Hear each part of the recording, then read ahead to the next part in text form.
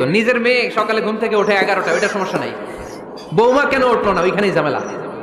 আছে না নাই? মেহেরবানি করে আপনার বৌমাকে আপনার নিজের মেয়ের মতো দেখেন। নিজের মেয়ের যেমনি আদর করেন তাকেও অমনি আদর করেন।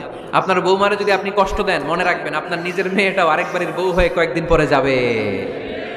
আপনি যা যা করবেন আপনার মেয়েকেও তারা ওইরকম কষ্ট দিয়ে বাড়িতে ফিরিয়ে দিবে। চিল্লায় বলেন ঠিক কিনা?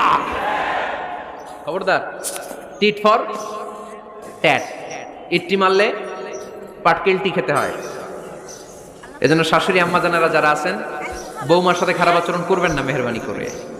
তাকে আপনি কষ্ট দিলে আপনার নিজের মেয়েটাও আরেক বাড়ির বৌমা হবে, সেও ওই বাড়িতে এই কষ্টগুলো ভোগ করবে। এগুলো যখন আপনি শুনবেন তখন আপনার চোখ দিয়ে পানি পড়বে কি পড়বে না?